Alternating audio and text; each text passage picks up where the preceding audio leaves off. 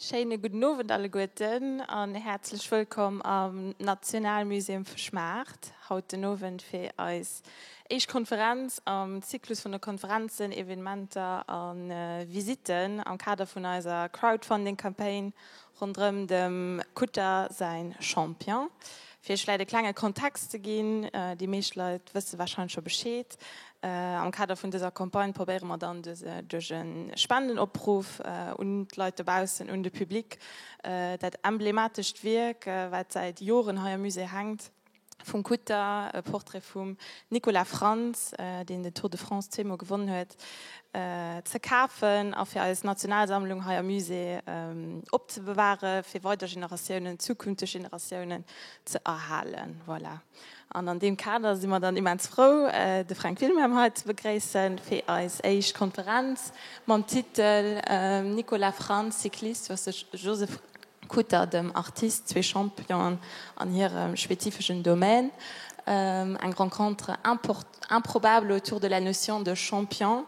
Den Herr Wilhelm, ich meine, die meisten kennen, als ein Professor für französische Literatur auf der Uni Lützeburg, selber auch Hobbycyclist und Literatur und Kulturhistoriker. Und ich meine, das ist so ein ganz interessanten Ableg an wie diesen Tableau zustande kommen ist, wie die zwei Champions aber nie getroffen und voilà, Herr Wilhelm, ich gehe dann gerne gut überlösen und ich wünsche euch allen einen schönen Abend und eine interessante Konferenz. Merci. Merci.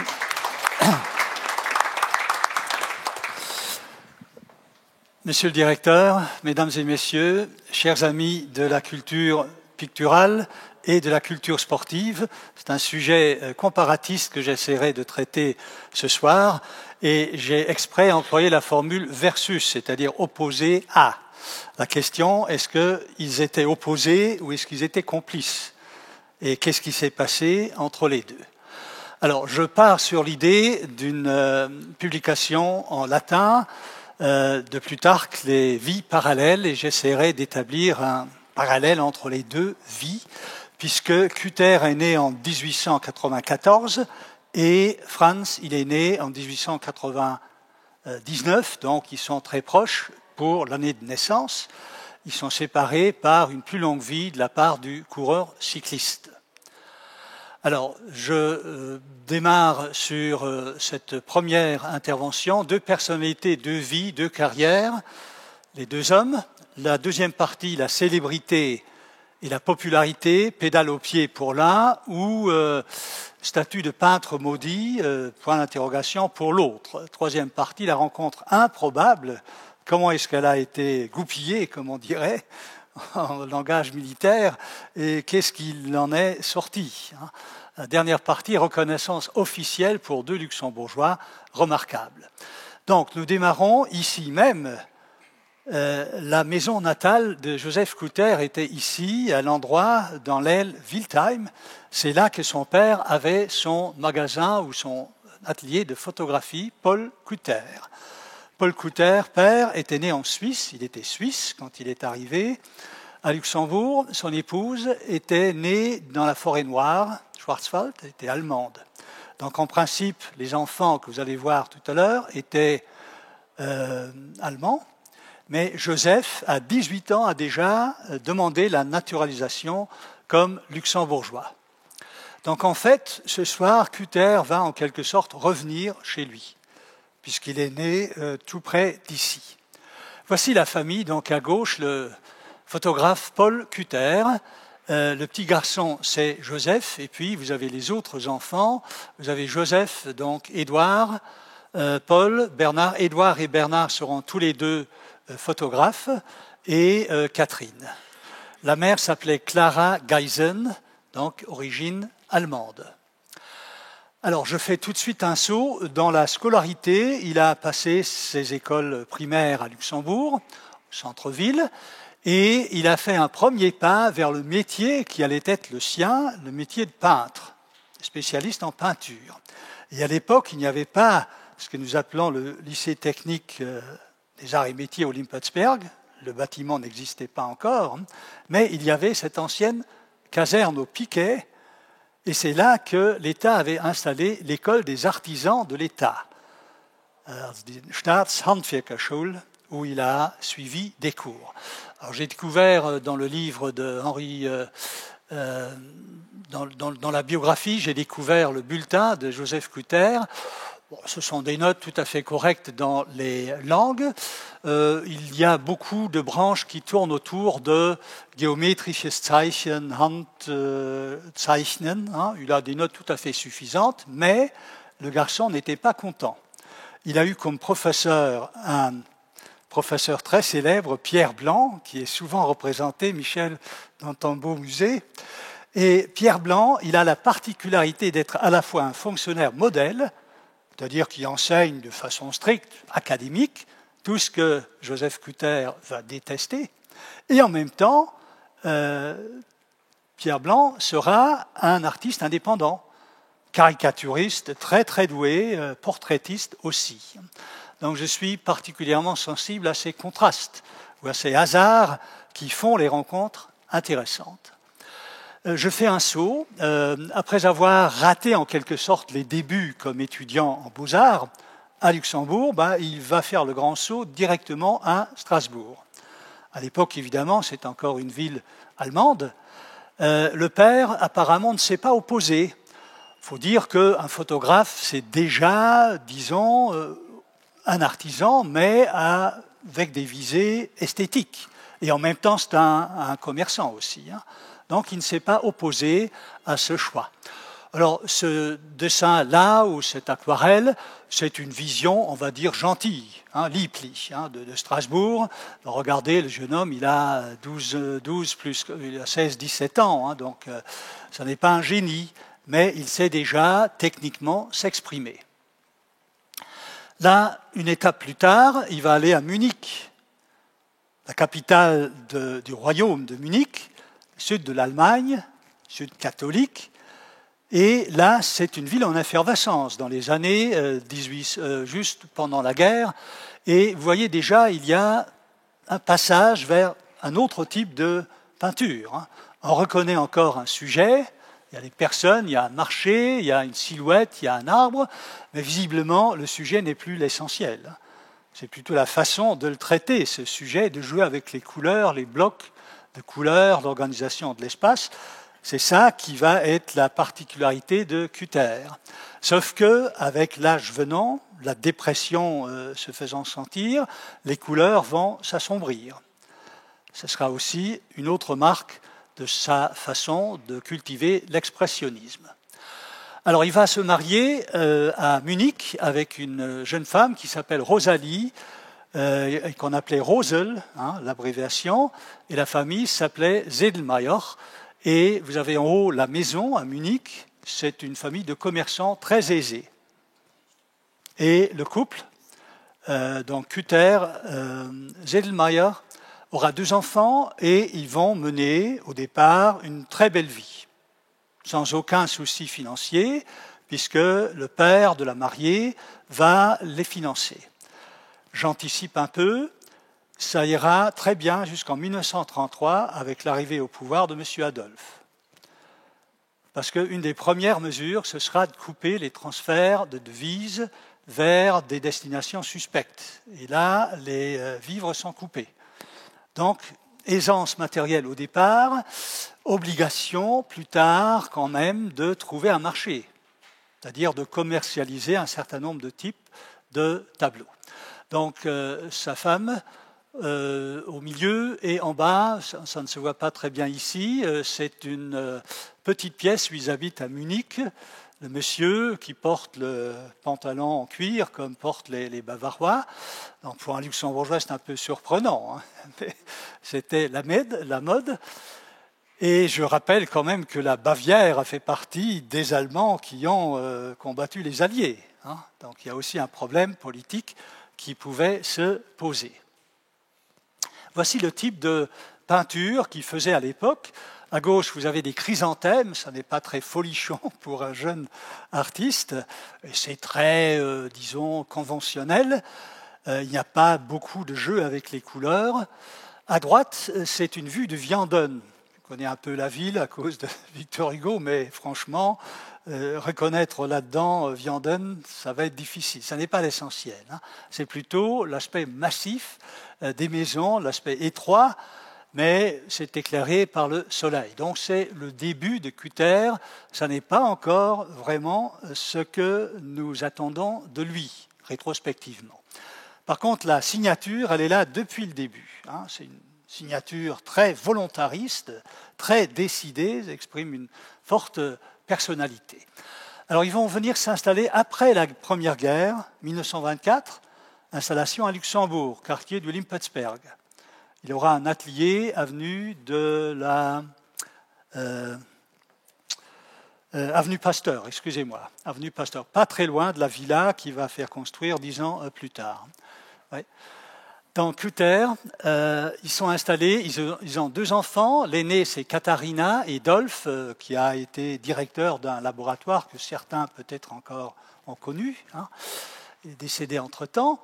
Et ils reçoivent beaucoup d'artistes. Ils organisent des fêtes. C'est très convivial. Ils font venir des saucisses blanches, Weisswurst de Munich. Hein, c'est la belle vie, hein, une vie d'artiste. J'ai lu aussi un rapport, un récit de Robert Stumper, hein, qui était chimiste chez Arbet, qui était très bien introduit dans le cercle de Kolpak.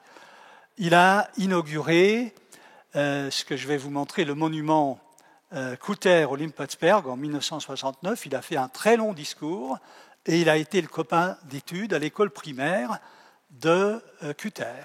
Donc il connaît beaucoup de détails de sa vie et il sait très bien que Cutter n'avait pas la grosse tête. Il avait de l'argent, il avait toujours des chaussures sur mesure, des costumes clairs, mais il n'avait pas la grosse tête. On l'appelait Juppes. Je trouve ça touchant pour un luxembourgeois, Joseph Juppes. Donc ça, c'est le seul témoin qui en parle. Donc il essaye au début, quand il est au Limpetsberg, de trouver une clientèle, évidemment bourgeoise, dans la capitale. Donc il va surtout travailler les fleurs. Il y en a des dizaines, des bouquets, des vases de fleurs très conventionnels et des paysages. Mais sa préférence, dit-il, dès le départ, ce sont les grandes figures, les grands portraits, qui demandent un énorme investissement, dit-il, dès le départ. Alors au début des années 30, il exposera en France, à Paris, on va le voir, et en Belgique.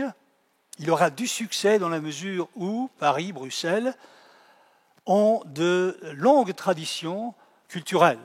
Il y a un public, pas seulement bourgeois, il y a encore une aristocratie. Il y a des étudiants en beaux-arts, donc il y a beaucoup plus d'intérêt, de curiosité pour les nouveautés. Donc il est bien reçu. Alors qu'à Luxembourg, on lui fait un peu, on lui bat froid. Ça n'intéresse pas qu'il fasse des expériences. Nous allons voir maintenant la carrière et la vie de Nicolas Frantz. Alors là, nous changeons complètement de milieu. C'est le milieu de l'agriculture, des gens de la terre. Ma mère, la commune, est à 7-8 km de Luxembourg, dans la périphérie. C'est un village. C'est un village. Et voilà la maison natale. Elle existe toujours, c'est rue du Bärental, à Mamor, au numéro 9. Et là, j'emprunte beaucoup de clichés à mon ami Henri Bressler, Nicolas Frantz, très belle et très complète biographie. Les personnages sur la photo ne sont pas identifiés, mais il faut supposer qu'il s'agit de membres de la famille. Par contre, ici, ça n'est pas... Pardon, excusez-moi, je vais revenir. À gauche, le cycliste n'est pas Nicolas Frantz lui-même, il avait un frère et un cousin qui couraient aussi. Toute la famille était passionnée. Alors pour lui aussi, il se pose la question, mes parents, comment réagissent-ils quand je leur dirai ce que je veux faire dans la vie? Alors regardons d'abord le monsieur à droite, c'est Matthias Frantz, et la dame Hélène Franzas, la maman, très sérieux couple de paysans. Vous voyez, la photo a été prise dans la cour de la ferme avec les gros pavés. Quand je vois les gros pavés, j'entends les pas des chevaux. J'ai grandi avec ça, ça marque 3 enfants. À gauche, vous avez donc Nicolas. Ensuite, l'aîné, c'est Rosa. Vous voyez, elle a quelques années, 8 années de plus. Et à droite, Jean-Pierre, le frère aîné. Et Jean-Pierre avait 6 années de plus, enfin 2 années de plus. Il était lui aussi coureur cycliste. Alors j'aime bien les photos à droite parce que ça montre que Nicolas Frantz est un villageois. Il a ce lien tout à fait particulier avec la vache qui porte un nom, c'est un membre de la famille, avec le cheval, avec le chien, mais il a dit tout de suite, je ne veux pas être fermier.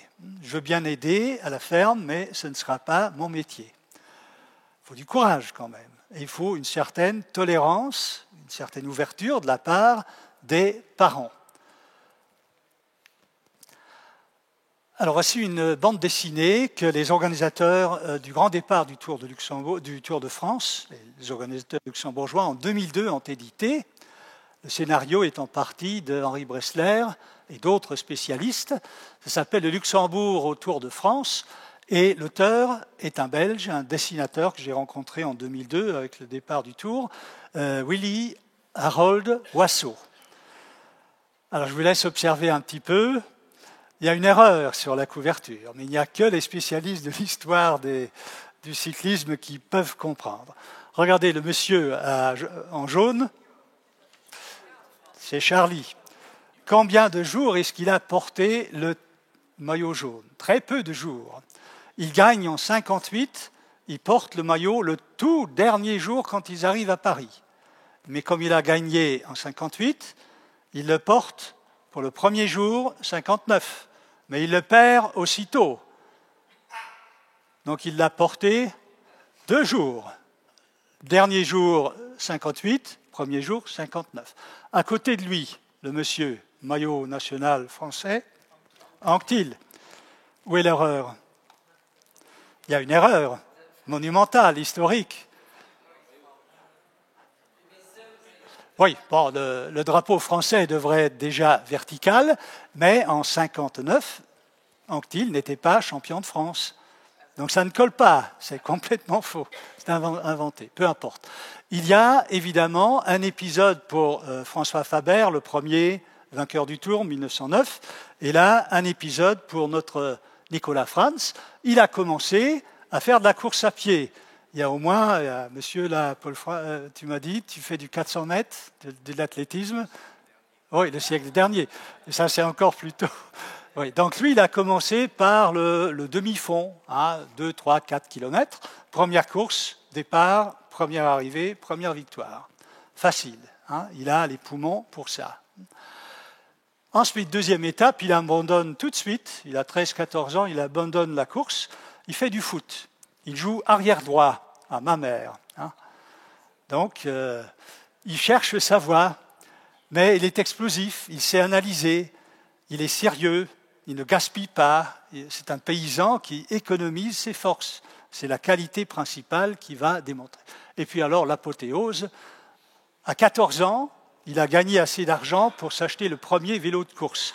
Après avoir essayé, Charles de Gaulle aussi avait essayé d'abord le vélo du grand frère. Donc lui aussi, il essaye le vélo du grand frère, il achète le vélo, première course, première victoire. Donc le papa, à ce moment-là, il doit un peu composer. Bon, tu aideras à la ferme, mais tu peux essayer de faire ton métier de ce sport-là. Voici une des 1000 photos qu'il y a de Nicolas Frantz. Il sort de la zone de ravitaillement.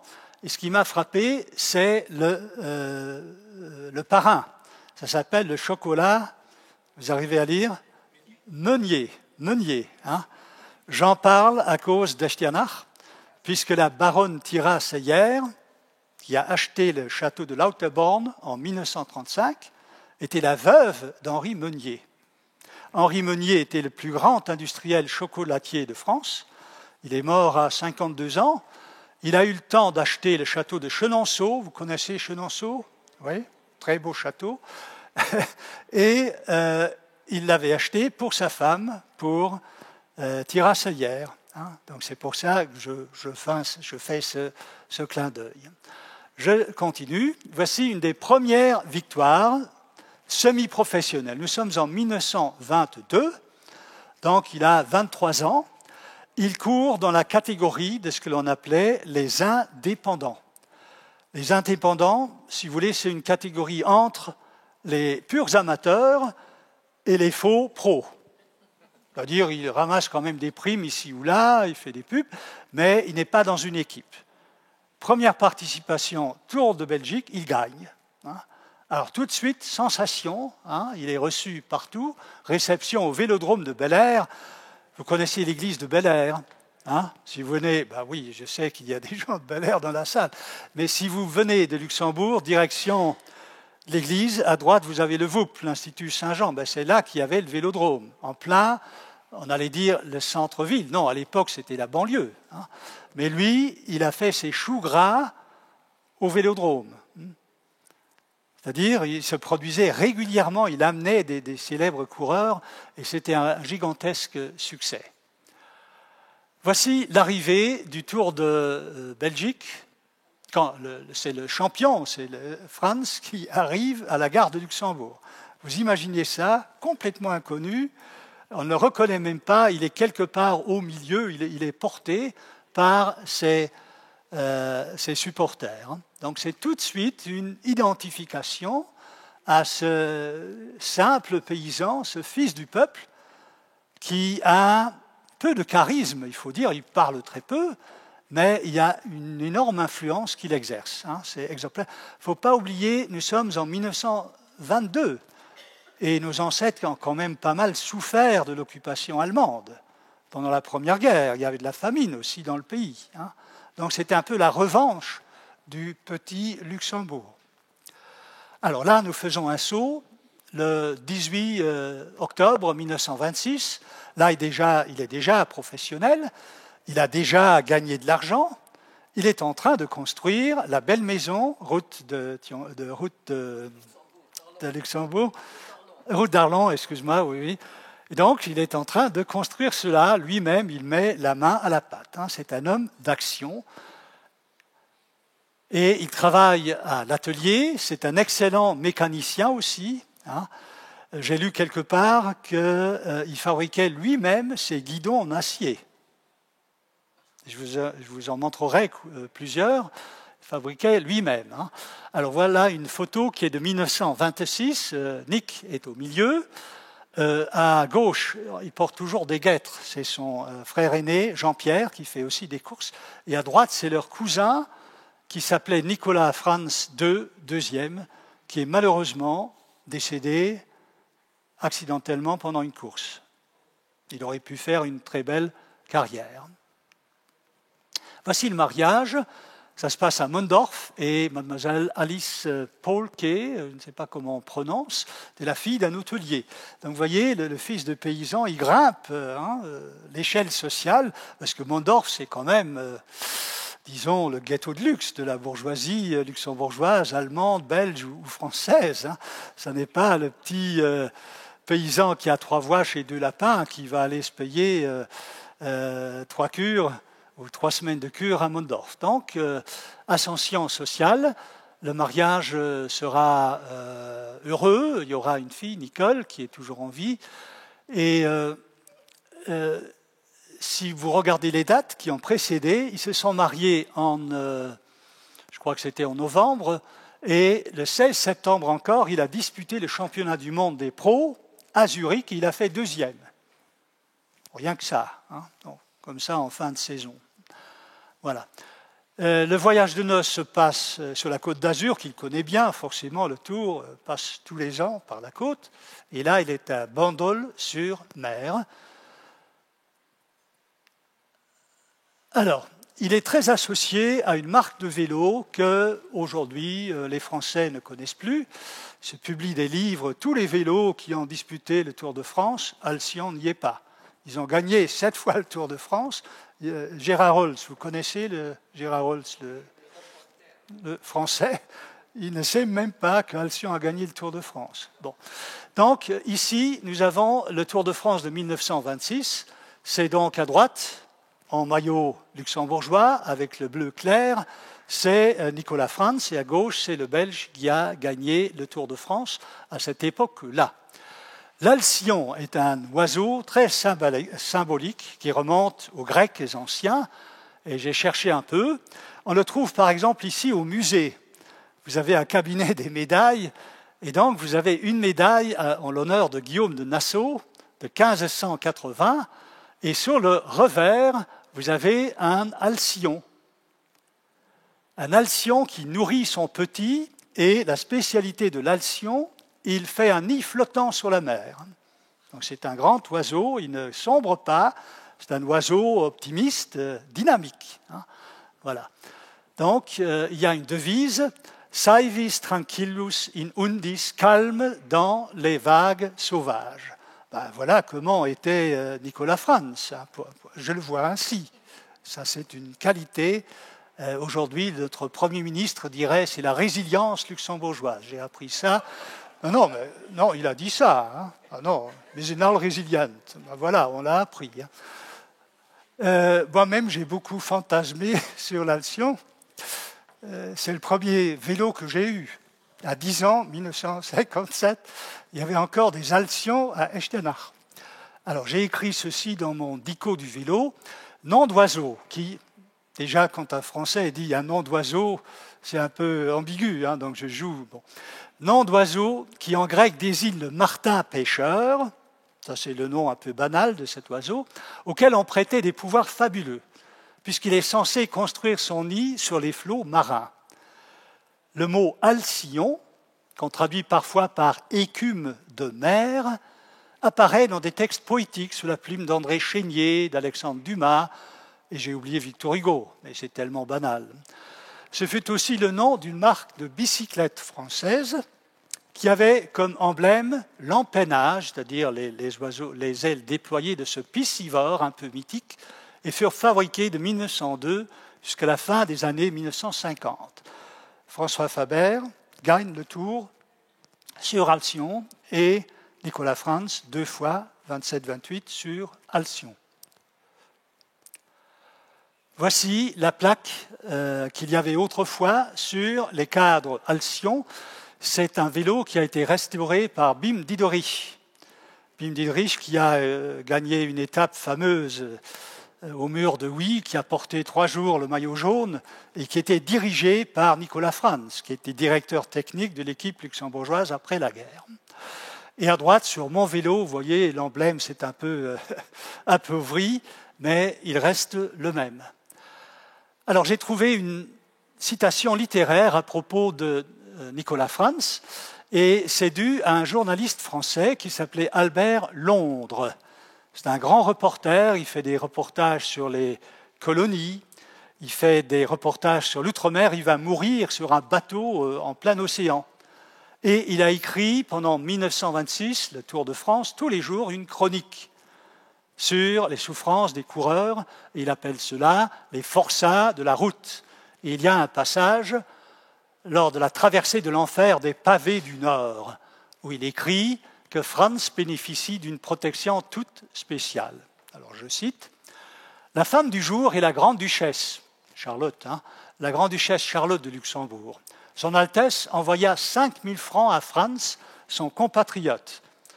J'ouvre une parenthèse, 5 000 francs, c'est le maximum qu'un tableau de Coutter coûtait à cette époque-là.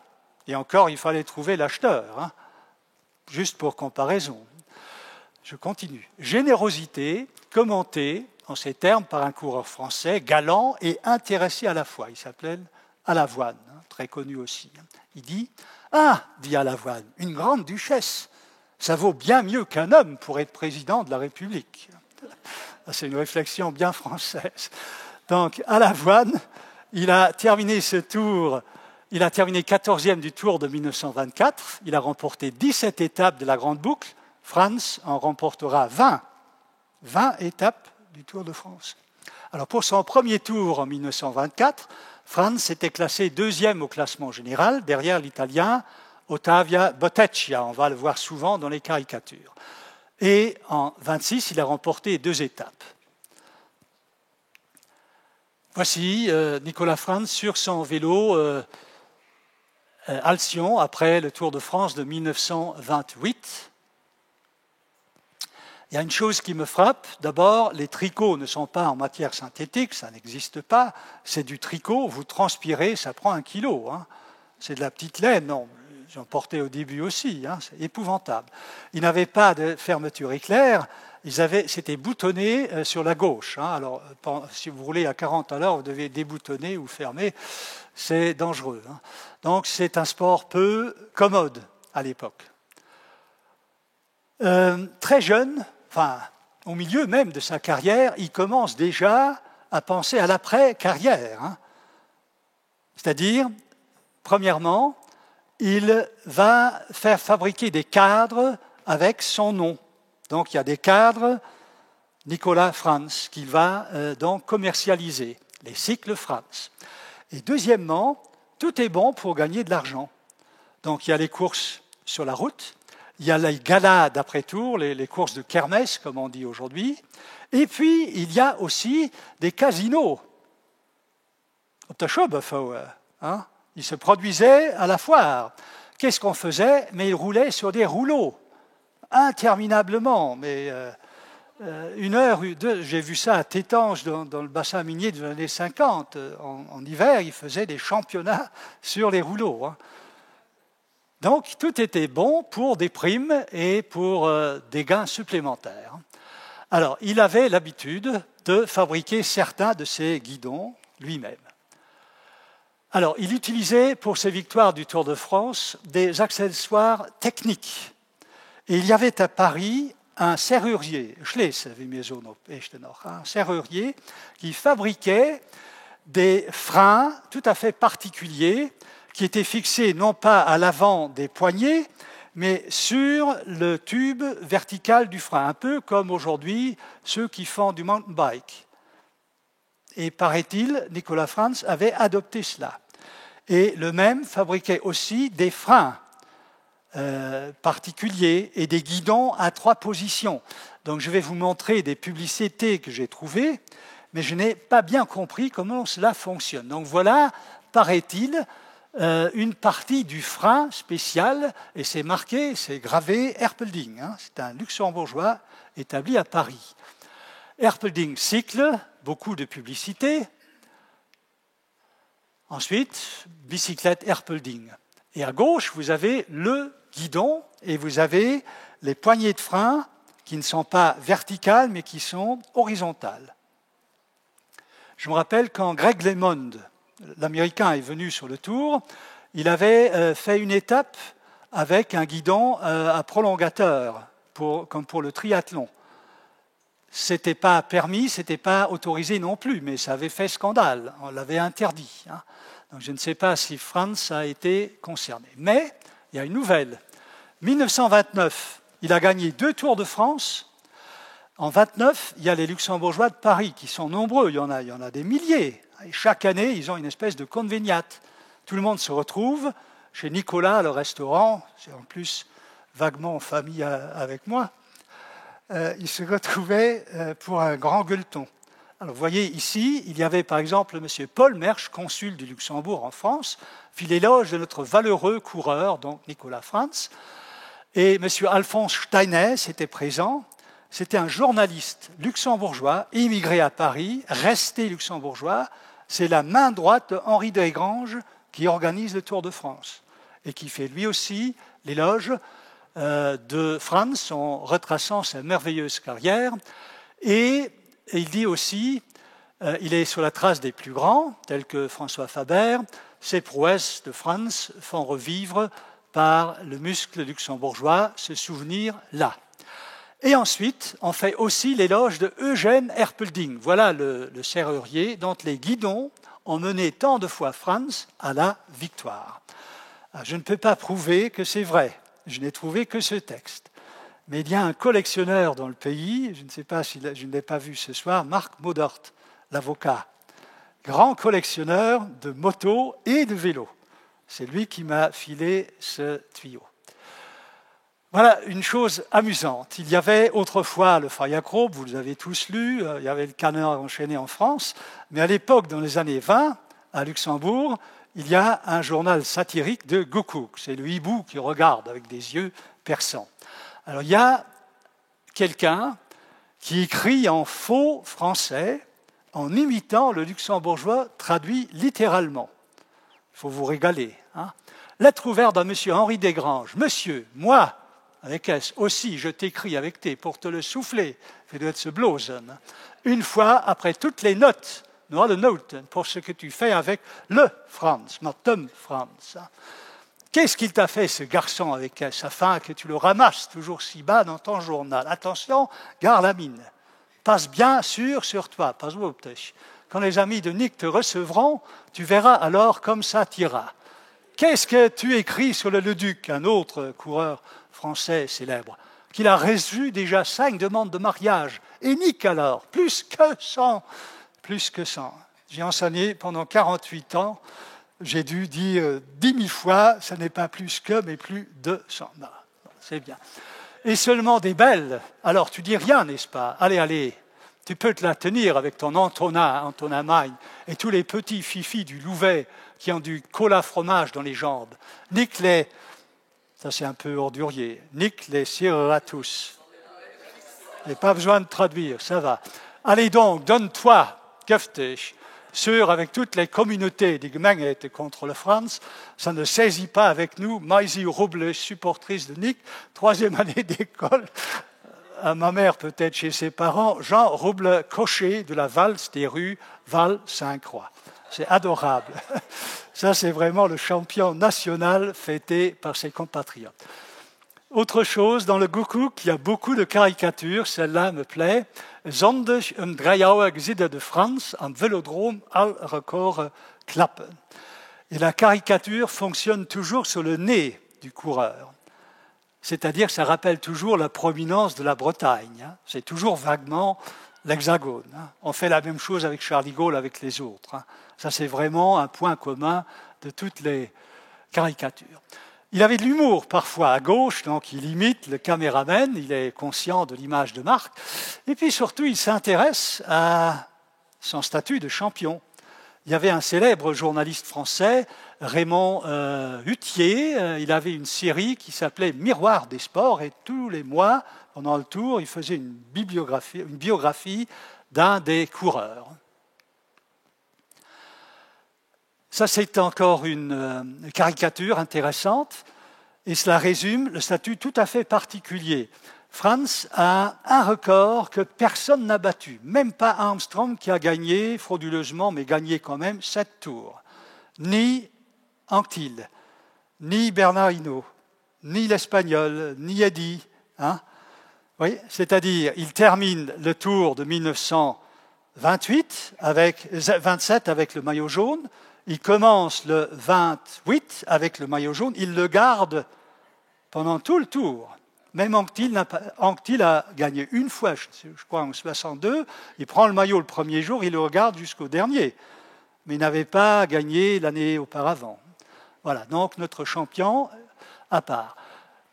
Une façon cynisée de le présenter, et tout à l'heure vous allez voir le portrait par Kutter, donc les yeux un peu fermés, et le dessinateur c'est Albert Simon. Albert Simon qui travaillait dans le Gukuk, et mon beau-frère Paul Touche a fait un album avec les dessins de Albert Simon. Voici le site de la commune de Mamers, avec les grandes personnalités, Nicolaus Mamoranus, évidemment Josie Bartel. Voici ce qui est dit de Nicolas Franz. L'essentiel est rassemblé. 2 fois vainqueur, 27-28. La moyenne était de, tenez-vous bien, 26 kilomètres pour les 5000 et quelques kilomètres. Le tour va partir après-demain au Pays Basque. Vous savez combien de kilomètres ils vont faire? 3000 et quelques. 2000 kilomètres de moins que ces gars-là. Les étapes duraient jusqu'à 15 heures, levées à l'aube, arrivées à la nuit.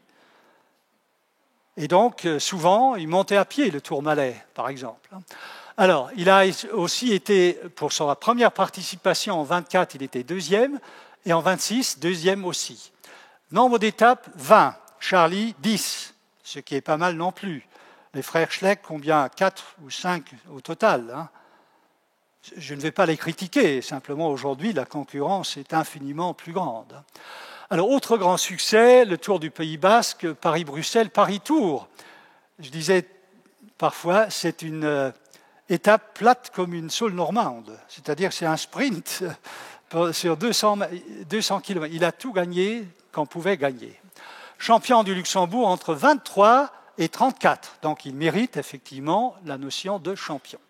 Je passe maintenant à la notion de célébrité, popularité, pédale au pied et le statut de l'artiste maudit. Voilà un premier tableau qui a eu un succès, c'est une vision de Venise. Alors évidemment, Venise, c'est le lagon, c'est l'eau, c'est le canal, mais Venise n'est pas vraiment très visualisée. C'est une impression aquatique, une impression sablonneuse. Il y a des cubes, donc c'est un jeu plutôt avec les couleurs, avec les formes, plutôt qu'une représentation qui se veut quelque peu réaliste. Alors, j'ai déjà signalé que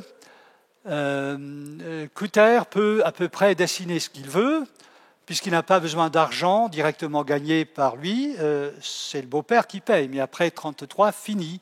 Il ne peut plus exposer en Allemagne, plus vendre en Allemagne, donc il se rabat sur la France et sur la Belgique. Voici le catalogue raisonné de l'œuvre de Joseph Kuter. C'est un pavé, je n'ai pas pesé, mais un livre de course aujourd'hui en carbone, ça fait 7,5 kg. Le livre, le catalogue, il doit faire au moins 4-5 kg. C'est pour vous dire, donc c'est extrêmement complet. Et sur la couverture, vous avez l'homme aux doigts coupés, avec la serpe. Et la serpe qui pourrait servir aussi à couper autre chose. Vous voyez un peu? Donc il y a beaucoup de questions qui se posent.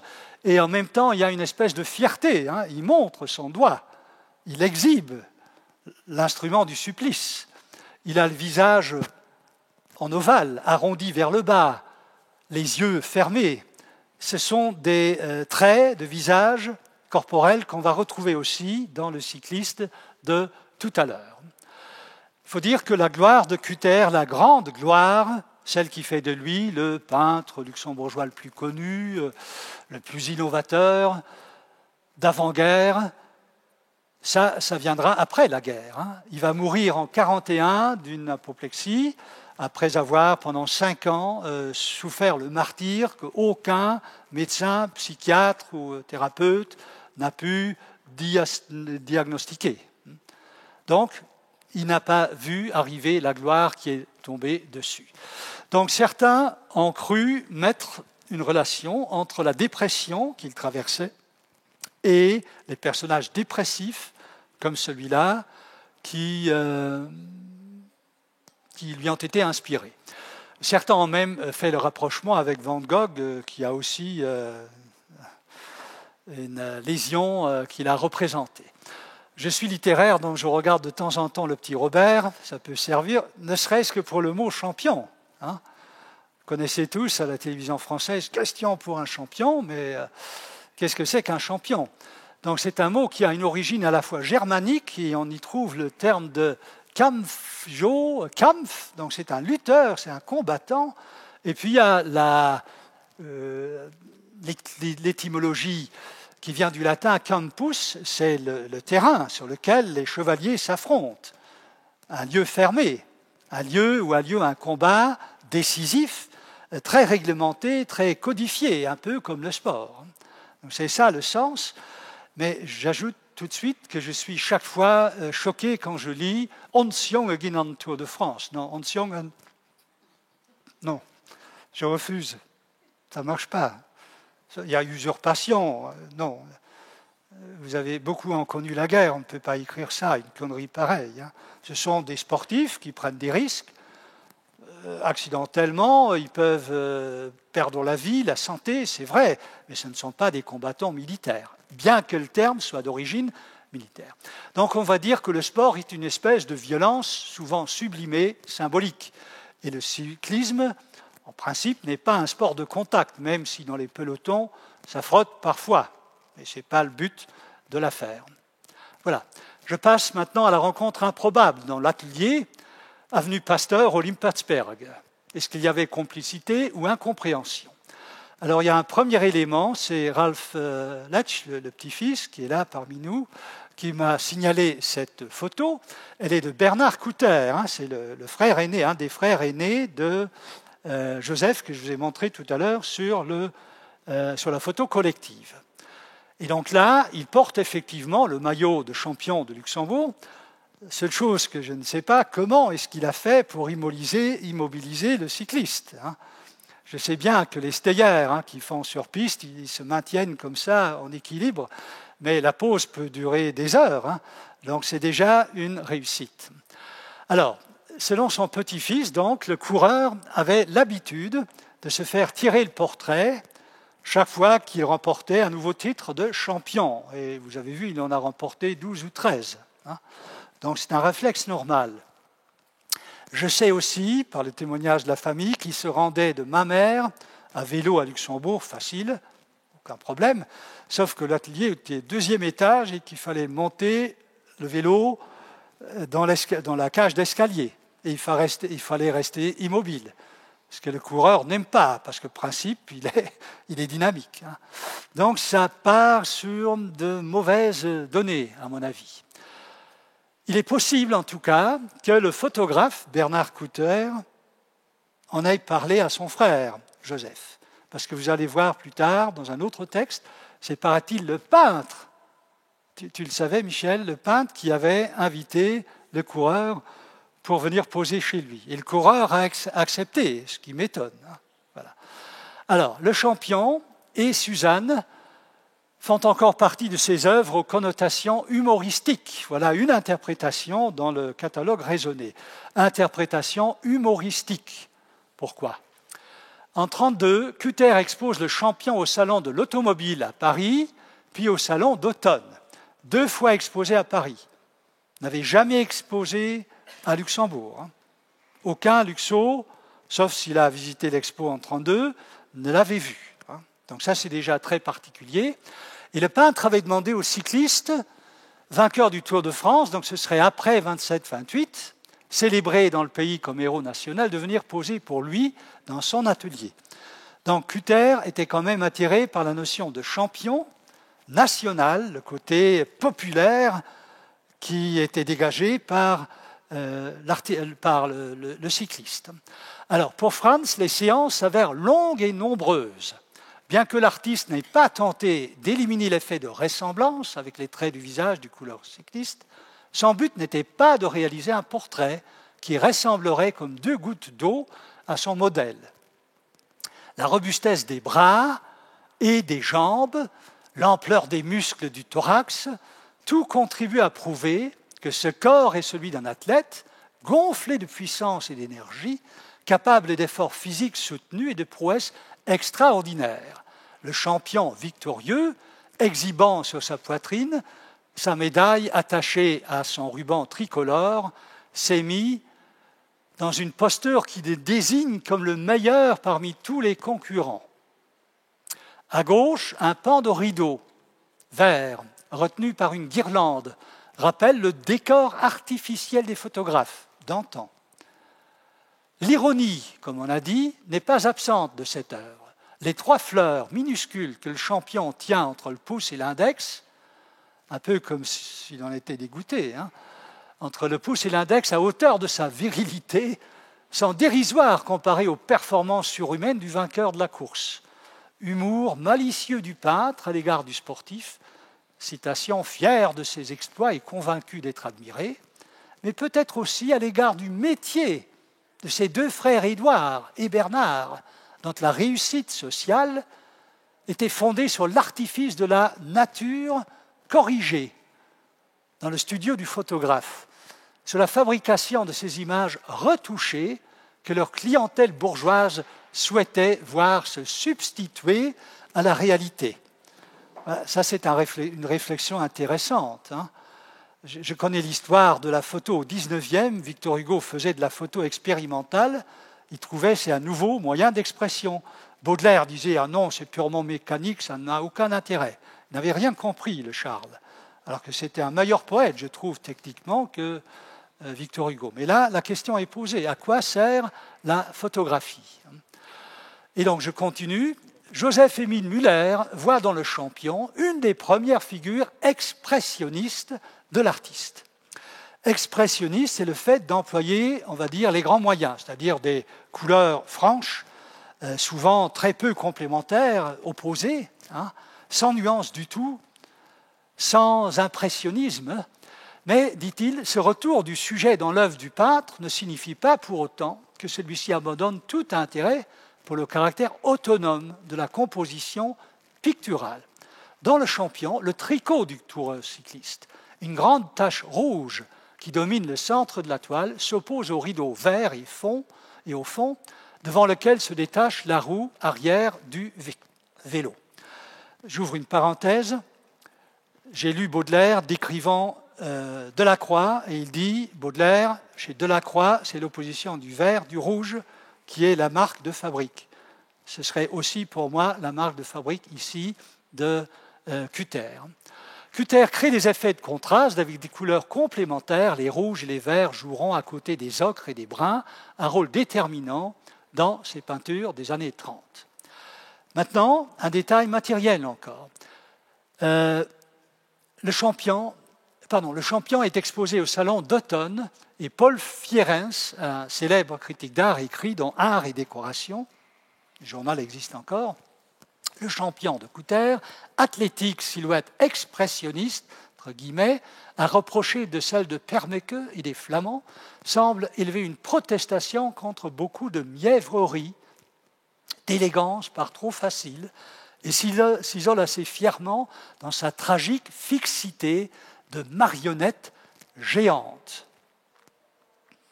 Donc, Cutter aurait en quelque sorte instrumentalisé le coureur pour exprimer ce que lui, peintre, ressent. L'œuvre trouvera, c'est ça qui est étonnant, l'œuvre trouvera tout de suite un acheteur. Elle sera acquise en décembre 1932 par la galerie Wolfsberg à Zurich, en Suisse, qui la revendra en 1959 à un collectionneur luxembourgeois. Je crois le connaître, je ne vais pas le dire puisque c'est secret, mais c'est une famille qui habitait assez près de la villa Cutter au Limpotsberg. Et donc, avec l'action lancée par la direction du musée, j'espère que le tableau viendra trouver son adresse définitive ici. Il y a tout un tableau des témoignages de critiques. J'en sors un, je suis encore littéraire à ce moment-là, j'ai mes goûts, c'est André Salmon. Ça ne vous dit pas grand-chose. André Salmon, c'était un ami personnel de Guillaume Apollinaire. Et Salmon et Apollinaire, c'était pratiquement les premiers qui appréciaient Picasso. Dans les années 1910-15, ils défendaient aussi l'art nègre. Tout le monde hurlait, c'est pas de l'art, c'est rien du tout. Donc ils étaient à l'avant-garde. Alors il dit ceci de ce tableau-là. Il dit... Joseph Cutter est à lui seul l'école du Luxembourg, école avec majuscule. Son champion s'inscrira dans notre souvenir parmi les tableaux les plus francs d'accent, de sentiment et de ce salon. Donc les plus francs d'accent, de sentiment. Donc l'accent, c'est la couleur, la forme, et le sentiment, donc c'est un peu la psychologie. Voici un autre célèbre critique, mais c'est après la guerre, c'est un Belge, Richard Dupierreux. Il rend compte de l'exposition rétrospective après la guerre, c'est la première rétrospective, mais Cutter est mort depuis 5 ans, dans le musée de l'État, comme on l'appelait à l'époque, et il dit, par exemple, Cutter était bien davantage, c'est ici que par-delà l'artiste, nous trouvons l'homme, tout simplement, l'homme, qui, marqué par le destin d'un mal affreux, qui devait l'emporter, cherchait à dire spontanément, et parce que sa souffrance lui dictait un tel langage, la profondeur de la détresse humaine.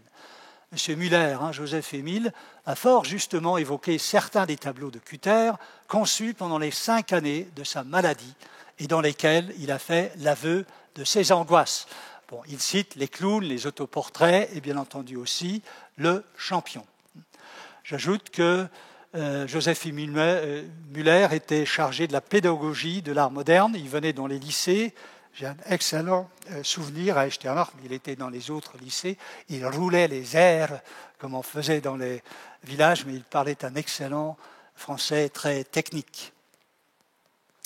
Vous avez connu peut-être le docteur Raymond Schaus, qui était interniste à la clinique Zita. C'était un excellent écrivain qui a écrit aussi sur le champion de Cutter. C'est en 1951. À l'époque, Nicolas Frantz avait terminé sa carrière active. Il était directeur technique des équipes luxembourgeoises au Tour de France. Et donc voici ce qu'est écrit. Le coureur de Cutter, dans la colonne de gauche, m'a toujours semblé avoir la tête exagérément petite, car la suprématie de la force brute a fait place dans le Tour de France à une conception éminemment stratégique de la compétition cycliste. Or, l'exégèse picturale a toujours vu dans Frantz le modèle du cycliste, aux couleurs nationales, peint par le meilleur peintre luxembourgeois de l'avant-guerre, Joseph Cutter. De tempérament fortement dépressif, celui-ci représente son personnage de sportif en insistant sur son côté athlétique, avec un torse surdimensionné, une taille de guêpe et des membres bien saillants.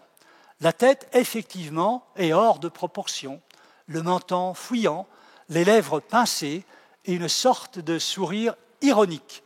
Les yeux cynisés, comme les Chinois. Les yeux, moi-même, je l'ai écrit sans savoir que le docteur l'avait écrit aussi, cynisé. Voilà ce qui le distingue. Alors, bref, le Tour de France est une occasion de méditer sur les liens entre le corps vigoureux et l'esprit sain. Donc, le vieux proverbe latin semble être ici discuté. Je passe à un article que j'ai consacré à ce docteur Schaus dans ce livre que j'ai publié une première fois en 2002, du Tour de France, TZ, au Tour de Gaulle, G-A-U-L, en passant par le géant de Colombes qui était François Faber. Sur la couverture, vous avez un très suggestif destin de Carlo Schmitz qui est dans la salle. Il faudrait te monter. Où est-ce qu'il est, Carlo? Montre-toi. Oui, il est trop modeste. Hein.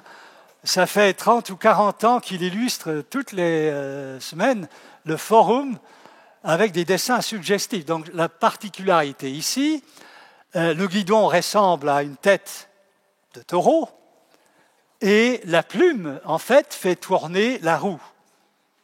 C'est un hommage à la fois, évidemment, au coureur et au modeste écrivain qui s'appelle François Guillaume. Hein. Mais il y a une complicité dans le dessin. Il y a des caricatures qui sont méchantes et toxiques. Il y en a qui gentilles et qui sont toniques. Voilà une caricature gentille et tonique.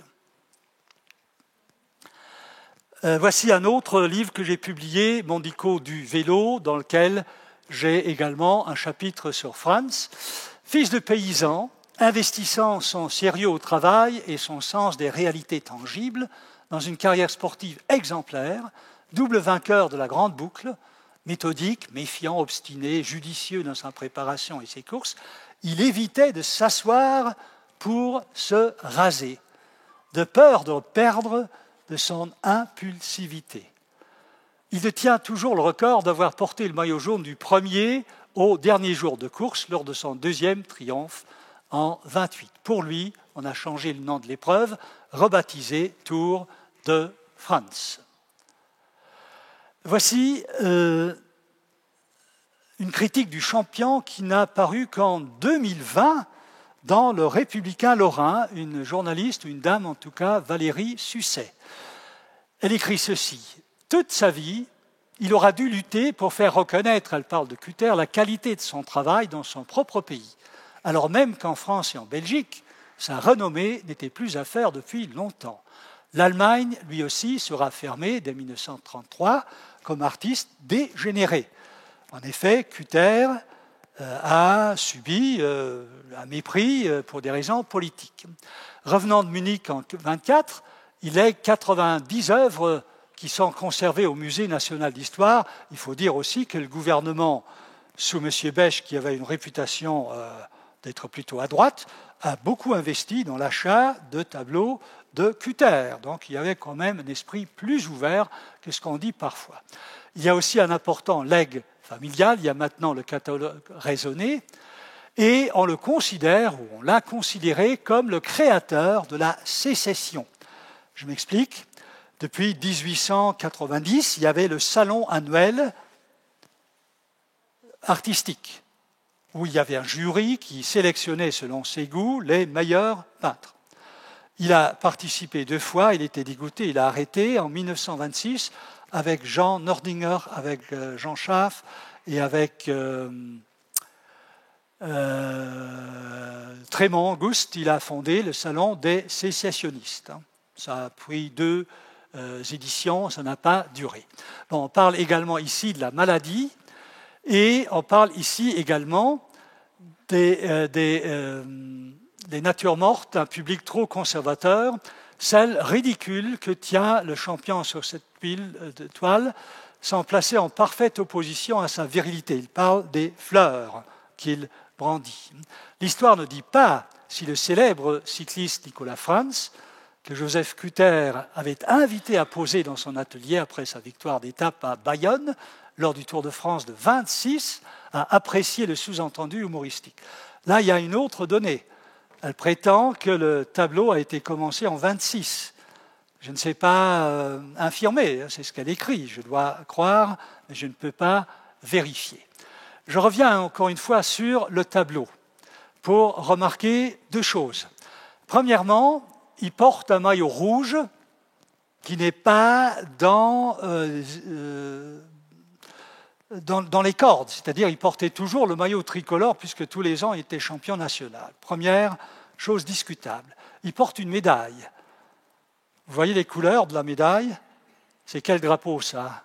C'est bleu, rouge, c'est bleu, blanc, rouge, c'est le drapeau français, sauf que c'est horizontalement inversé. Donc, est-ce que c'est une médaille offerte par le Tour de France? C'est possible, je n'ai pas pu vérifier. Le vélo maintenant.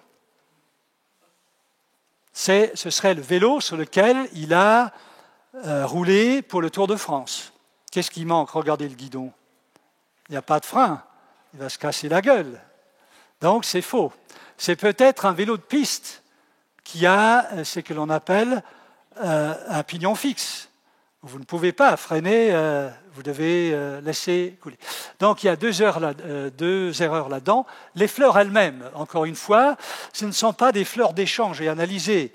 Nous avons à Vianden, j'ai fait installer les fleurs des champs, marguerite, bleuet et coquelicot, pour Victor Hugo, parce que lui, il aimait ça.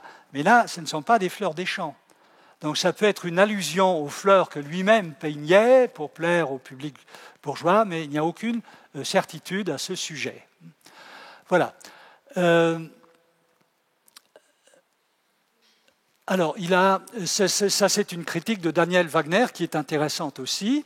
Elle dit « Le champion pose rigide comme pour un photographe, et cet autoportrait de 1934 respire aussi cette mélancolie profonde qui caractérise les nombreux visages de clowns autoportraits, eux aussi. Donc ça, c'est le standard, tout le monde interprète ainsi. On n'ose pas aller à l'encontre de cette interprétation. Voici encore un témoignage de Nicolas Ries, c'est Joseph-Émile Müller, qu'il connaissait bien, qui le voyait dans son atelier au Limpotsberg, qui disait que la famille Cutter était très gaie jusqu'au milieu des années 36 et que là, ça a basculé. Et Joseph-Émile décrit exactement les symptômes de progression de la maladie. Et le titre, c'est Joseph Cutter tel que je l'ai connu. Il lui a rendu le jour même où il devait mourir. Personne ne savait qu'il allait mourir, mais ils avaient rendez-vous dans la chambre même, mortuaire, future chambre mortuaire du peintre. Et c'est le témoignage de Joseph-Émile qui est le plus émouvant. Voici un tableau tout à fait banal, excuse-moi Ralph, je pense que tu es d'accord. C'est un cadeau anonyme qu'on a fait à Joseph, à Nicolas Franz, vieux monsieur. Donc ça c'est le conventionnel comme nous en avons souvent dans nos familles. J'ai regardé, est-ce que Cutter s'intéressait au sport? J'ai regardé tous les dessins publiés. Il y a ce nu à gauche, athlétique, et à droite, vous avez un escrimeur. L'escrime se pratiquait beaucoup dans les universités allemandes, à l'époque, avant la Première Guerre mondiale. Donc, il avait du talent, mais je n'ai trouvé aucun dessin en rapport avec le cyclisme. Ça n'existe pas. Il ne laisse pas d'esquisse ou de version essayistique du tableau du champion, alors qu'il y a d'autres. Vous avez la grande toile de Luxembourg, il y a 3 ou 4 versions. Là, rien. Il n'y a pas de lettre, pas d'explication. Le mystère reste entier. Récemment, Marcel et moi et d'autres amis, nous étions à Lille. Et dans le musée des Beaux-Arts de Lille, il y a un célèbre sculpteur français, Mayol, Aristide Mayol, qui a sculpté la grosse pomone dans le jardin des Mayriches à Colport. Là, il a sculpté un filiforme éphèbe, et c'était le petit ami d'un très célèbre collectionneur allemand qui s'appelait le baron Kessler, Harry Kessler, qui était le petit ami. Donc c'est la seule statue de ce type que Mayol a fait. Est-ce que Cutter a exécuté ce genre de choses? Il n'y a aucun témoignage à ce sujet. Alors je passe au dernier point. Cutter a-t-il eu uniquement des échecs? Non. Il a eu des médailles à Paris, il était reconnu, mais à Luxembourg, peu de reconnaissance. Sauf en 1936, on lui confie l'illustration de 2 tableaux qui devaient meubler le pavillon luxembourgeois à l'exposition internationale de Paris en 1937. Donc à gauche, la ville de Luxembourg, déjà très assombrie. Vous avez le noir typique, vous avez le rouge et le vert. Et puis à droite, vous avez Clairvaux, également très, très assombri. Ce qui me frappe, c'est que la ville de Luxembourg, qui est souvent représentée dans son horizontalité avec les clochers, non, là c'est la verticalité qui est mise en avant. Mais c'est le plus gros succès et les tableaux, Michel Polfer vient de le confirmer, ils sont toujours ici au musée, mais ils ont une telle taille qu'il faut à chaque fois prendre des précautions pour les exposer et pour les déplacer. Donc ça, c'est un sujet qui a dû lui faire plaisir, mais on voit ou on croit voir déjà que la maladie est en train d'avancer. Je m'intéresse un petit peu à l'architecture. À gauche, vous avez la maison de Nick Franz. Beaucoup qui sont nés à ma mère sont rentrés dans ce magasin pour acheter ou faire réparer des vélos. À droite, vous avez la villa Cutter, telle qu'elle était avant la guerre. C'est une photo de la photothèque de Luxembourg. C'est le croisement entre l'avenue Pasteur et la rue Batty-Weber. Alors, on va analyser un petit peu.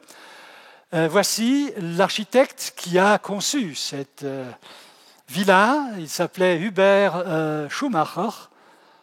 Et si vous regardez, il est né en 1894 à Luxembourg, au centre de la ville de Luxembourg. Je suppose que c'était aussi un copain, un camarade de classe. C'est très proche. C'est très proche. C'était un ami d'Auguste Trémont. Trémont qui était dans la sécession avec Cutter. Et là, la villa, c'est le milieu des années 1920, excusez-moi. Voilà. Alors, Hubert Schumacher est très connu à Echternach. C'est l'architecte de l'État qui a dirigé la restauration de la basilique après la guerre et la restauration de l'ancienne abbaye aussi, qui est devenue le lycée classique. Il savait tout faire, du très moderne, du très sobre, comme cette villa. Voici l'état actuel de la villa. C'est Madame l'architecte Diane Heirendt qui en est en charge. Vous voyez, la façade vient d'être rétablie, le fameux rose. Vous avez les toitures plates. Les Cutter étaient adeptes du nudisme. Il faut imaginer au Limpelsberg, mais Limpelsberg à l'époque, c'est la campagne. Il y a très peu de maisons, tout nus, bronzés. Les enfants sont toujours nus sur les photos.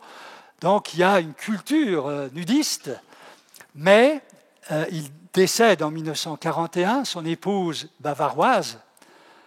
Elle réussira pendant la guerre à retransformer la toiture, à lui donner une pente comme un chalet bavarois. Et elle faisait même venir pendant la guerre, c'est une prouesse, du bois de charpente de Bavière hein, pour ériger cela.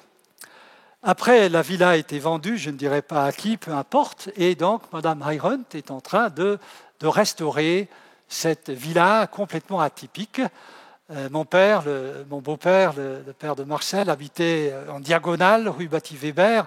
Il me disait, Franck, comment est-ce qu'on peut construire une maison plate comme ça? Ça doit fuir. Oui, effectivement, il y avait des infiltrations, mais maintenant, avec les moyens modernes, c'est possible de réparer. Alors, nous allons jeter un coup d'œil chez Nicolas Frantz. Il y a un musée Nicolas Frantz installé par lui-même dans sa maison. Il y a des dizaines d'objets. Il a tout sauvegardé. Il y a notamment cette affiche de l'expo de 1995 à Luxembourg. Et en haut, vous avez une photo avec Nicolas Frantz, avec un ancêtre du vélo, le Grand Bi. Hein. Voilà. J'ai moi-même publié en 1995, dans ce livre-là, le Guide du Luxembourg, des portraits luxembourgeois, et un des portraits évidemment consacré à Nicolas Frantz, la gloire sur un vélo. Je fais un petit jeu de mots, la gloire sur un vélo, et là c'est la gloire avec un pinceau, vélo, pinceau. Bon, vous voyez, ça c'est un autoportrait très jeune, en 1919. Là, il tient le pinceau de la main droite. J'ai beaucoup discuté avec Ralph, qui connaît le tableau mieux que moi. Est-ce que Couter était droitier, gaucher? Est-ce que Frantz était droitier, gaucher? Ils étaient probablement tous les deux droitiers, mais Frantz tient les fleurs de la main gauche. On ne peut pas interpréter. Hein. Alors, il y a plusieurs représentations de l'atelier de Couter, par exemple ici encore à Munich, en 1917.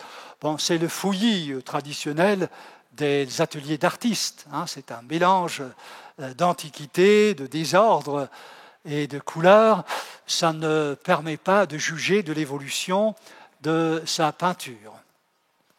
J'ai trouvé aussi une occurrence, mais une seule, dans un roman par une dame qui s'appelait, ou elle doit être décédée maintenant, Anne-Marie Blanc. Pays haut, c'est du côté de Longwy. Hein. C'est un pays sidérurgique. Et il y a les Devindel, qui sont les riches sidérurgistes, comme les Mayriches chez nous. Hein. Donc elle ramasse les cartes et elle dit, ce sont des mécènes qui organisent aussi des courses. Il y avait une course, Paris-Hayange, et le vainqueur de cette course était le double vainqueur du Tour de France, Nicolas Frantz. C'est gentil pour Nicolas Frantz, mais c'est faux. Hein. Il y avait une course comme ça en 26. Nicolas Frantz a participé, mais il n'a pas gagné. Enfin, un romancier a le droit de tout inventer. Sonia da Silva a visité l'atelier, elle m'a envoyé les photos prises par le photographe du musée. J'étais ému en voyant la crédence. Hein, c'est l'armoire à étagères où sont exposés et rassemblés les instruments du mécanicien. Et au centre, vous avez un crucifix, hein, tout à fait typique de la culture paysanne de l'époque. Mais j'ajoute, je connais des photos de Charles de Gaulle sous la douche, il avait aussi un crucifix, signe extérieur de religiosité, de christianisme, on ne sait pas. Je ne sais pas si aujourd'hui encore il y a beaucoup de cyclistes qui portent des croix. Ce qui me frappe, c'est encore une fois le visage, tel que Couter l'a donné à Nicolas Frantz, hein, c'est-à-dire un visage ovale qui est pointu vers le bas, les lèvres ironiquement fermées, les yeux fermés, presque cyniques, hein, un regard très étrange. Je suis tout à fait compréhensif si le coureur n'a pas beaucoup apprécié. Alors, la popularité de Nicolas Frantz se mesurait aussi aux chansons qui lui étaient consacrées. Il y en a une qui est très sérieuse, mais je commence par celle que les Allemands appellent Schlüpfrig. C'est-à-dire, il y a des textes un peu olé olé. Et on suppose que c'est Pierre Kellner, Pierre Kramer, vous vous rappelez Pierre Kramer, hein, qui vient du même coin du pays, qui était un homme adorable, un très bon poète. Donc, de Nick de Wix à l'emballage, l'emballage à ce sprint, de Nick de Wix à l'emballage, erweist een hardimang de brede rek, en Letzburg zot de breden. Vous avez compris? D'accord, oui. Voilà, donc c'est la popularité. Il y a aussi des chansons sur Charlie Gaulle du même acabit. Voici quelque chose de plus sérieux. Franz Nicolas, vaillant luxembourgeois vainqueur du Tour de France 27, et c'est un monsieur Gilson de Arlon, je n'ai jamais pu trouver sa biographie, il écrit une espèce d'épopée, il écrit ceci, 1927, c'est l'époque où Lindbergh, le célèbre Lindbergh, traverse l'Atlantique. Donc c'était la sensation sportive, aéronautique, et puis bien entendu le Tour de France.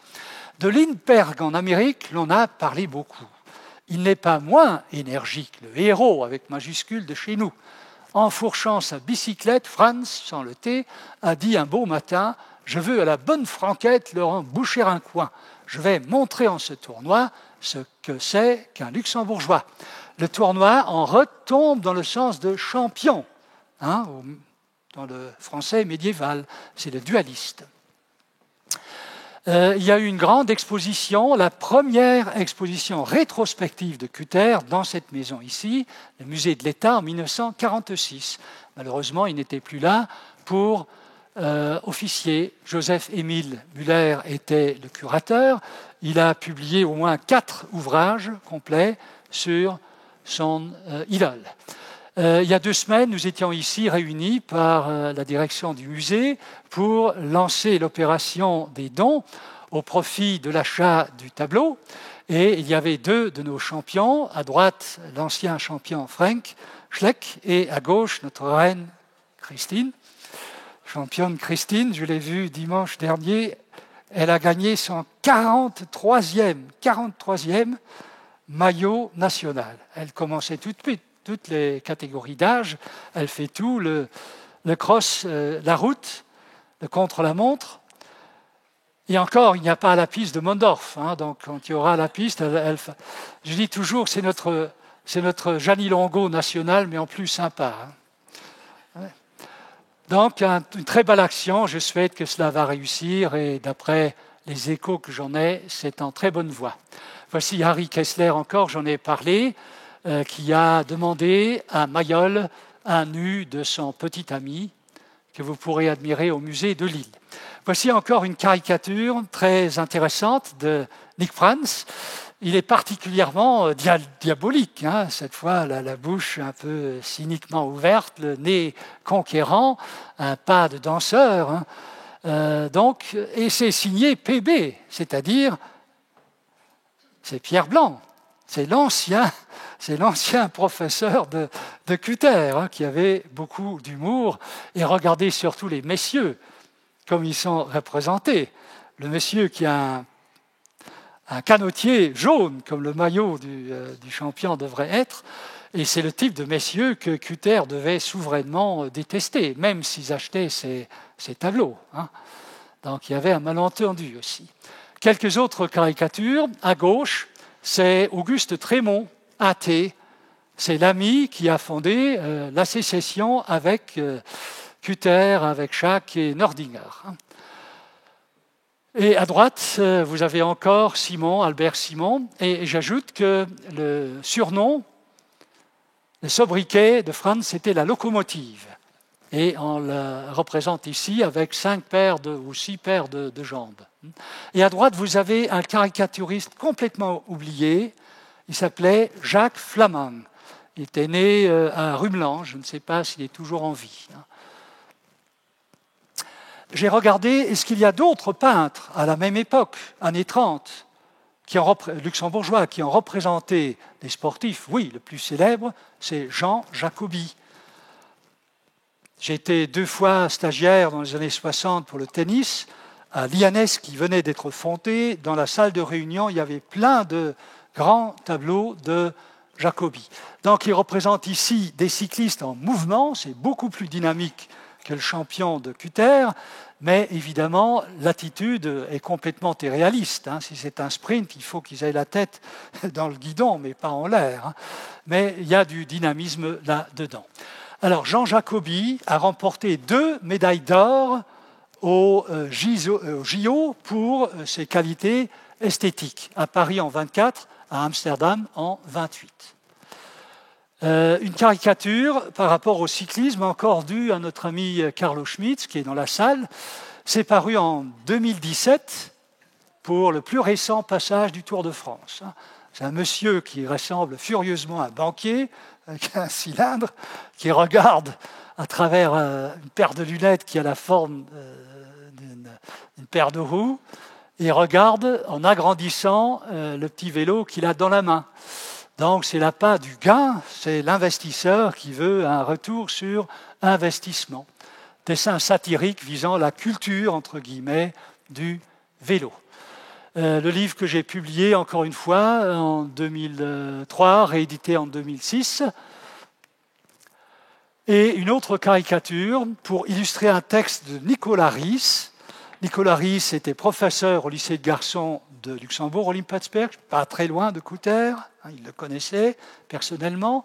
Ries a publié sur le salon de la sécession, où Couter était représenté, et ici il fait une réflexion sur le vedettariat que connaît Nicolas Frantz en 1927, après le gain du Tour de France. Et il dit ceci: n'est-ce pas Anatole France, le grand écrivain, qui disait qu'il n'y a pas plus de sale bourrique que la popularité. En politique comme dans les sports, la gloire ne dure qu'aussi longtemps que la réussite. Voilà donc une réflexion qui tient toujours debout. Le champion, j'ai regardé, a généré une dizaine d'expositions à Luxembourg, à l'étranger, en France, en Allemagne, aux Pays-Bas, en Allemagne, en Belgique aussi, une trentaine de recensions critiques avec des noms célèbres, et l'intérêt témoigné par notre musée ici se justifie parce que c'est une œuvre qui continue d'interpeller. J'ai trouvé une occurrence dans laquelle Couter est cité dans un roman, La foire de Pierre Vialet. Vous avez peut-être vu le feuilleton sur TA20. Oui, il y a plein de choses amusantes et vraies. Donc, Pierre Vialet est le fils d'un officier français. Il est né en 1918. Il venait souvent en vacances dans la région de Kolpak, château de Kolpak et tout ça. Et il a un oncle qui, dans le film, est joué par Kurt Jürgens, le Nondikas, qui parle luxo. Et donc, un jour, il emmène le petit Pierre à Bruxelles, où il connaît un marchand de tableaux. Et il veut lui faire refiler ce tableau d'un débutant. Donc le texte est le suivant. Le marchand est peu emballé. À y regarder de plus près, coupe Alexis, l'oncle, ça vaut 3000 francs à Luxembourg. 3000, le prix d'un Couter à Luxembourg. Vous oubliez Couter, le marchand réfléchit. Les Luxembourgeois n'y connaissent rien en peinture. Et finalement, le marchand accepte, à contre-cœur, d'organiser une exposition de Couter dans la Grande Rue à Luxembourg, qui évidemment aurait déplu à Couter. Il aurait préféré Paris. Voilà quelques-unes des publications concernant Couter. Il y en a 2 fois plus. J'ai fait un choix. Il a un monument au Limpotsberg, dans le parc Pescator, inauguré en 1969. Un comité s'était fondé dès 1946. Il était présidé par Norbert Stelmes, professeur de mathématiques, président des jeunesses musicales, très bon, excellent compositeur. Il a mis en musique du Edmond Dune, c'est admirable. Donc, lui, il a eu cette idée, et c'est finalement Lucien Vercollier, un ami de Couter, qui a réalisé cette œuvre-là. Les timbres de Couter, je ne suis même pas sûr que je les ai tous trouvés. Mais je trouve, par exemple, le champion est un peu déformé par les traits. Les autres, ça correspond à peu près. Voici les publications sur Nicolas Frantz, avec évidemment au centre celle de Henri Bressler. C'est absolument incontournable. Et aussi les 2 volumes Histoire du cyclisme luxembourgeois, la bande dessinée que je vous ai montrée. Nicolas Frantz a droit à une plaque commémorative au centre du parc municipal. Nous n'avons pas trouvé le nom de l'artiste. Inauguré en 1993, il a un autre monument à Mamers, près de la mairie, avec Josie Bartel, honorés tous les deux, et c'est Ville-Lofi, qui est un peu plus figurative dans ses dessins, qui en est l'auteur. Nicolas Franz est aussi dans la philatélie, mais avec le champion sans que lui, Franz, soit nommé. Donc la transmission n'est pas complète. Mais Ralph Letch est aussi philatéliste émérite qui veille au grain, et nous sommes sûrs que son grand-oncle ne sera pas oublié. Je passe à la conclusion, ce sera très rapide. D'abord, dire merci aux nombreux prêteurs spécialistes qui m'ont glissé des infos ou des textes pour leur appui, le musée, bien entendu, la bibliothèque, le musée des sports à Luxembourg.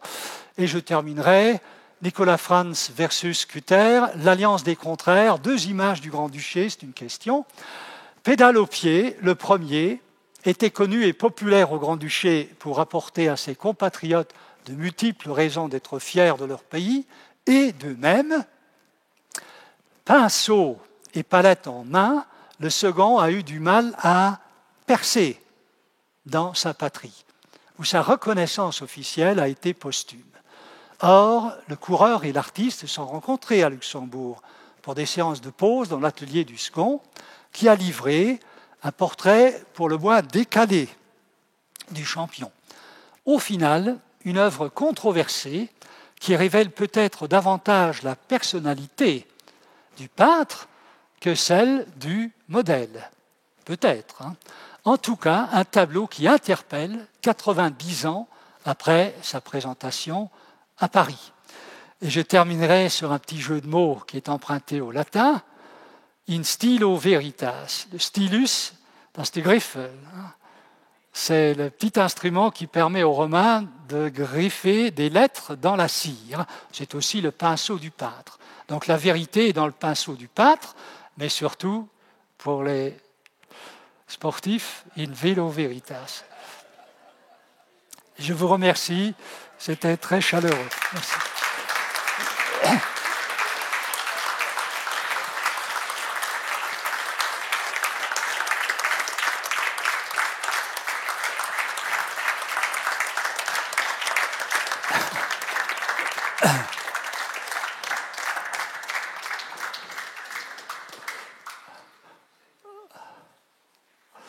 Je ne sais pas s'il y a des questions. Wanneer Frauen door Plutsenburg van ja.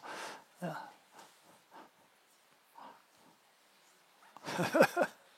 Ja. Annette, dan gaan we patrollen. Ja.